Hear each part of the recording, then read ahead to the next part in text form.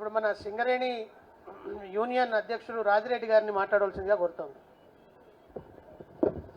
Comrades అందరికీ May Day శుభాకాంక్షలు తెలియజేస్తూ, కార్మికుల ఐక్యత వర్ధిల్లాలి అని చెప్పినటువంటి మనం ఈరోజు ఐక్యతను ప్రదర్శించడానికి కారకులైనటువంటి మన వ్యవస్థాపక అధ్యక్షులు జాగృతి అయినటువంటి కవితక్క గారు, అలాగే పక్కన సురేందర్ అన్న అడగవే అమ్మా అంటూ నేను అడిగితే ఎన్కౌంటర్ నువ్వన్నా అడుగు అనేటువంటిది.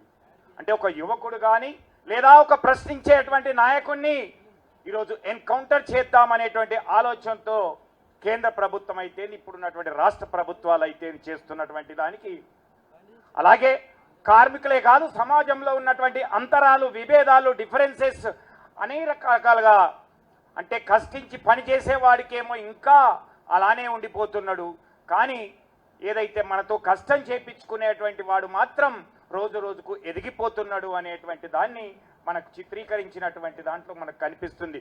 సింగరేణి కార్మికులతో పాటుగా వివిధ అన్ని రంగాలకు చెందినటువంటి ఇక్కడ వచ్చినటువంటి హమాలి అయితేంది, ఆటో అయితేంది, అంగన్వాడీ అయితేంది, ఆశా అయితేంది, జిహెచ్ఎంసీ అయితేంది, వాటర్ వర్క్స్ అయితేంది, మా సింగరేణి అయితేంది, ఇతర కార్మిక సంఘాలు అయితేంది, లేదా అనేక పరిశ్రమలు అయితేంది, అనేక కర్మాగారాల నుంచి సంస్థల నుంచి వచ్చేసినటువంటి అందరికి కూడా ఈరోజు మనం అందరం కూడా మేడే ఐక్యతగా కలుపుకొని చేసుకునేటువంటి అవకాశం కల్పించినటువంటిది.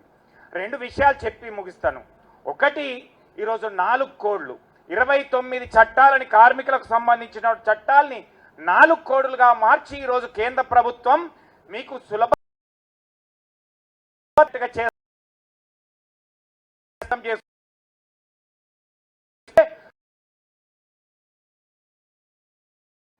మిమ్మల్ని యూనియన్ లేకుండా చేయొచ్చు, సులభతరంగా మీరు పరిశ్రమలో పనిచేసే వాళ్ళు అయితేనే నాయకత్వం వహించాలని చెప్పడంతో పాటుగా సులభతరంగా పారిశ్రామికవేత్తలకు, బడా పెట్టుబడిదారులకు అయితేంది, ఎంఎన్సి కంపెనీలకు అనుకూలంగా సులభంగా చేసినటువంటి ఈ కోళ్లను మనం వ్యతిరేకించడానికి ఈ మే 20న జరిగేటువంటి దాంట్లో సింగరేణి కార్మిక వర్గం, తెలంగాణ బొగ్గని కార్మిక సంఘం కూడా పాల్గొని విజయవంతం చేసి కేంద్ర ప్రభుత్వానికి మన యొక్క నిరసన తెలిపి దాన్ని రద్దు చేసుకునేటువంటి పోరాడాల్సినటువంటి అవసరం ఉంది అని తెలియజేస్తా ఉన్నాం. రెండవది, ఈరోజు సురేందర్ అన్న చెప్పినటువంటి సందర్భంలో వారికి కవితక్క ద్వారా నా రిక్వెస్ట్, సింగరేణి కార్మికుల సమస్యలు అనేకం పరిష్కారం చేసినటువంటిది. అంటే తెలంగాణ బొగ్గని కార్మిక సంఘం ఆవిర్భవించిన తర్వాత అంతకు ముందు ఉన్నటువంటి జాతీయ సంఘాల యొక్క పరిస్థితి, కేసీఆర్ గారు తెలంగాణ తీసుకొచ్చిన తర్వాత కార్మికుల యొక్క పరిస్థితి, ఈరోజు కాంగ్రెస్ వచ్చిన తర్వాత ఉన్నటువంటి ఈ డిఫరెన్సెస్తో పాటుగా మనం సాధించినటువంటి హక్కులను మనం తెలియజేసినట్లయితే బ్రహ్మాండంగా ఉంటుంది అనేటువంటిది అక్క ద్వారా నేను మిట్టపల్లి సురేందర్ అన్నను తెలియజేస్తా ఉన్నాను, వారికి కోరుతా ఉన్నాను.